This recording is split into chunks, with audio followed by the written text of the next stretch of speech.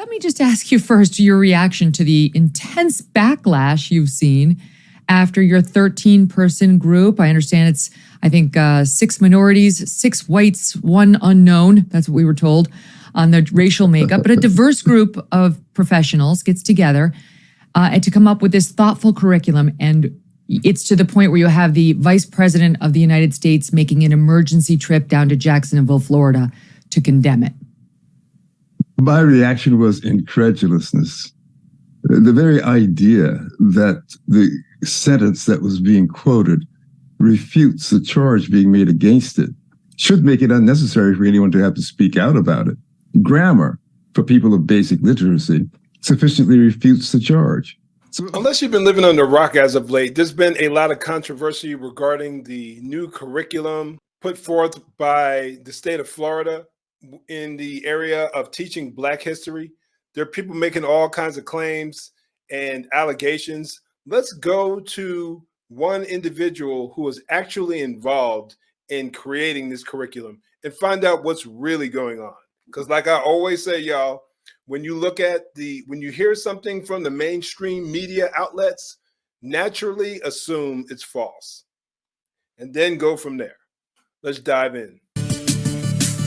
Dr. Allen, thank you so much for being here. We appreciate it. Let me just ask you first your reaction to the intense backlash you've seen after your 13-person group. I understand it's, I think, 6 minorities, 6 whites, 1 unknown. That's what we were told on the racial makeup. But a diverse group of professionals gets together and to come up with this thoughtful curriculum. And it's to the point where you have the Vice President of the United States making an emergency trip down to Jacksonville, Florida, to condemn it. My reaction was incredulousness. The very idea that the sentence that was being quoted refutes the charge being made against it should make it unnecessary for anyone to have to speak out about it. Grammar, for people of basic literacy, sufficiently refutes the charge. So it was I was incredulous. I couldn't believe, but then I came to understand this really had nothing to do with the standards. It has everything to do with the larger agenda, starting with the teachers' union and their allies, and of course, carrying it to the level of the vice presidency in order to give it heft. Now, I pretty much cut the cord. I used to have YouTube TV. I just canceled it because I barely ever used it. But the last I checked, Kamala Harris hasn't really done anything. Like, I'm being honest here. What has she done over the last few years that she's been in the White House?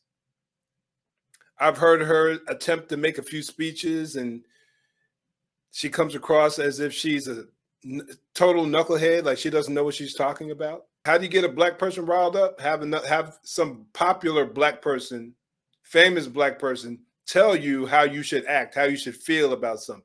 Now, I want to say this, that going back to what she said initially, there were 6 minorities involved out of a panel of, I can't remember what she said, 13, 14? But there were 6 people, 6 minorities. To me, not that that is even relevant whatsoever, but considering how much the political left loves to use race as a means to smash people over the head with and divide this country, that alone should be enough to get them to back off. That alone should be enough. However, once again, there's always an agenda involved. There's always an agenda at the surface, at the very foundation. And their agenda is typically to manipulate and to keep you thinking that you are a victim. And as long as you think like that, you will continue to vote for them. Agenda is to not just to affect the teaching of African American history, but to continue to impose a mantle on the entire country that accounts for slavery as the soul of America and discounts the accomplishments of America. He nailed it. When it's all said and done, it's all about politics, y'all.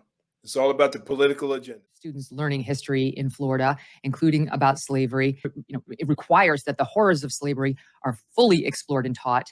The thing that has caught the attention of the political left is one line. I'll read the preceding part, and then I'll read what's caused the controversy. It reads, this is SS.68.AA2.3. Examine the various duties and trades performed by slaves, e.g., agricultural work, painting, carpentry, tailoring, domestic service, blacksmithing, transportation. Not controversial. Then what is added as a clarification is instruction includes how slaves develop skills, which in some instances could be applied for their personal benefit. Now that seems a truism. That doesn't seem to me at all controversial. If you're a slave and you learn how to farm, or you learn how to blacksmith, or you think of any other skill, there is a reality to the times that they were living in, and that those skills could be used and were used to benefit them, especially when you consider post-slavery. If you walk out of there and you have some way of being able to raise animals, raise crops, when you're on your own or when you're no longer enslaved, you can actually put those skills to good use. I don't think anywhere in this curriculum I would put money on it, but I'm confident that nowhere in there did they say that slavery was a net benefit, that it was a good thing. I think that what they're trying to do, and he'll get into this a little bit more later, is point out the resourcefulness of the individuals who were enslaved during this tragic period in our country's and our nation's history. I think that's the point that he's trying to make. And again, the agenda must rule over. Don't give a black man, a black person, any confidence in the resiliency of black folks. God forbid you do that, because then we might actually turn around and think that we don't need anybody to hold our hands. I remember taking a very interesting, it was a book class on like an extracurricular sort of book club at my children's school in New York City, a very woke, private, left-wing school. And we were talking about African-American history, and the African-American people in the group thought it was very important to make sure that we talked about the accomplishments of Black people in America's history, including and especially during the time of slavery. Makes sense to me. You can talk about the negative aspects of slavery all day long because there are so many. It was a horrendous thing. But man, I think it's something to be said about those people who survive and who are able to thrive even in the ugliest of circumstances. I don't know about y'all, but those stories, when I read various books, those are the things that inspire me the most. The men and women who went through hell, who went through the hardest times, are the ones I respect the most. When you look at it from a military perspective, people respect you and appreciate what you do. When you said that you were in the military and just a regular army, for instance, but there's a certain level of respect that you get when people know that you are a Ranger or a Green Beret or a Delta Force operator. You went through something that the vast majority of people wouldn't be able to. So there's a different level of appreciation and respect, and even awe to some degree, as to your accomplishments. Why?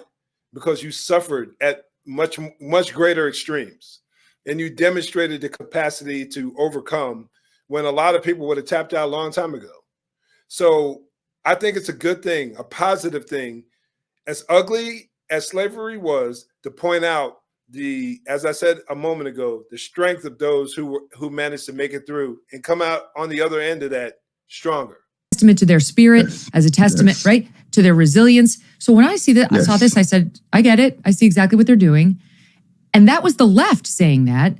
But now it's a very different message. And just to give people a flavor, here is the Vice President of the United States criticizing this line. Extremists pass book bans to prevent them from learning our true history. They push forward revisionist history. They decided middle school students will be taught that enslaved people benefited from slavery. They insult us in an attempt to gaslight us, and we will not stand for it. Now you hear how the audience reacted. You hear how the audience reacted. That was exactly what they wanted. They wanted that reaction, people to be aghast, like, are you kidding me? I can't believe what they're trying to do. Well, have you ever read the bill? Do you know what's in it? Have you ever even studied the curriculum? Do you know the context of what they're talking about? Oh, no, no, but the vice president told me what went down, so it must be true. That's basically what we have. That's basically what we have right now. But they will continue to do it. They will continue to tie race to all of these issues. Why? Because it's effective. It works every single time. But I pray people start wising up, getting wiser, wisening up to this whole facade, trying to make everybody and their mama out to be a racist. It's ridiculous. They want to replace history with lies. They dare to push propaganda to our children. This is the United States of America. We're not supposed to do that. Let us not be distracted by what they're trying to do, which is to create unnecessary debates to divide our country. Oh my gosh. Pot calling the kettle black. How do you respond to the charge you want to replace history with lies? Well, let me first make an observation that helps us think through this. We know the vice president well, and we know that when she speaks spontaneously, she has an unavoidable cackle. But when she's speaking from a script, she's very grave and very serious. So we know she's following a script here. And the script is that she has to reject what is common sense in the name of an ideological agenda. It's as simple as that. So my reaction is straightforward, and I think this would be true of anyone who participated in this process, namely that Booker T. Washington titled his autobiography Up from Slavery. Right. That's his story, not our story. Great book, by the way. Frederick Douglass told the story of the mistress of his slave master teaching him to read, beginning that until she was shut down by the slave master. Another excellent. She pulled back the curtain just a bit, so a beam of light shone through. And that was enough for him to take that beam and turn it through his own efforts into a flame of illumination that benefited him and his country. And these stories are legend. The people who lived the histories told the stories.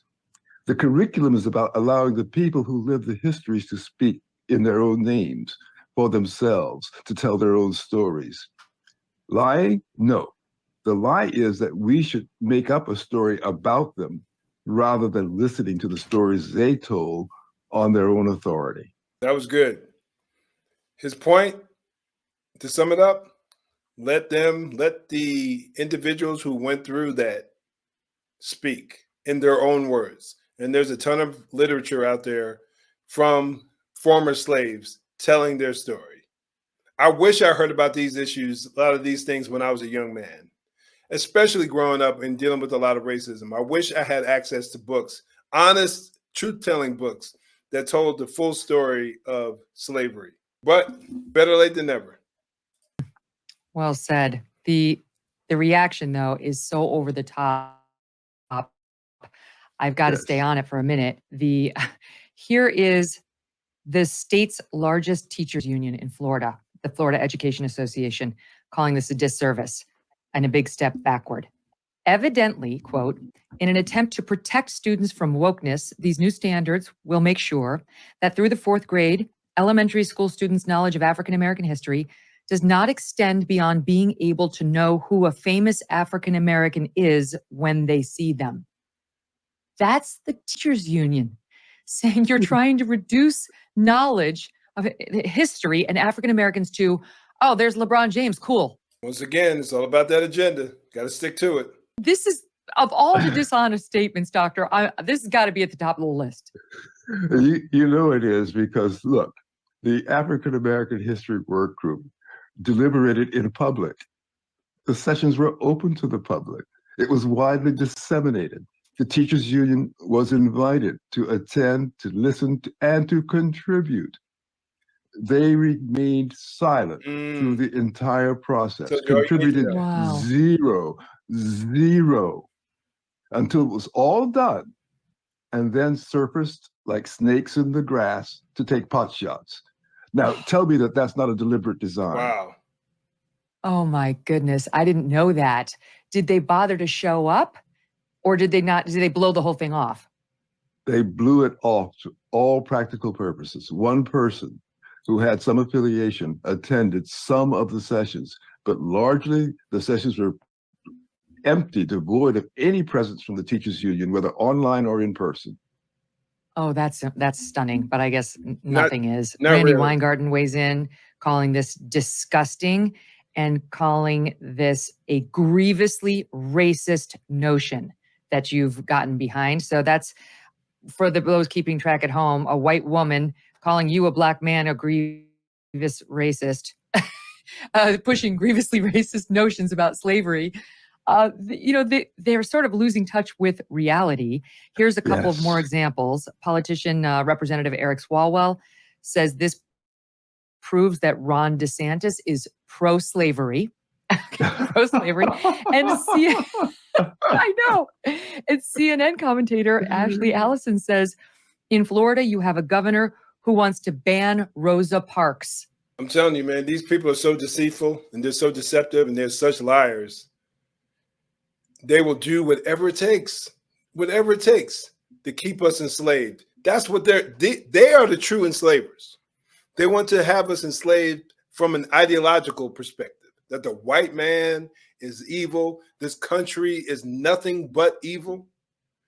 And meanwhile, celebrating other nations that had slavery for longer periods than our country did and did far less to transform as a society and give Black folks better opportunities. And that includes our own homeland, Africa. They're still dealing with it. I mean, can you believe this? And of course, Rosa Parks is written into the curriculum standards, as so many other things are. But here's another way to think about this. This is my story, not just the story of Booker T. Washington, Ida B. Wells, Frederick Douglass, William Wells Brown, and so many figures whose documented histories we have and we're sharing with students. But it's my story and many other people's story. My great-grandfather was lured to this country under fraudulent pretext, only to discover towards the end of the 1850s when he arrived that he was another slave. But he had the pluck to seek out opportunity. And while being seduced by falsehoods, he nevertheless made the commitment to build his family's life in this country. That characteristic, that pluck, that initiative, the resourcefulness was not suffocated by slavery.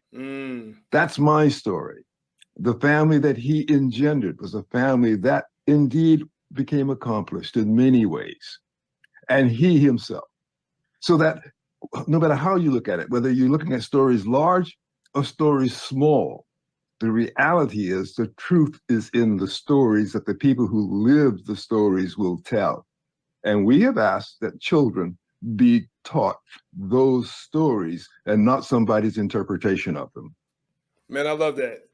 And to think that this guy right here, this gentleman, this doctor, is being accused basically of just trying to promote some type of racist agenda. It's just really sad. Truly, truly sad.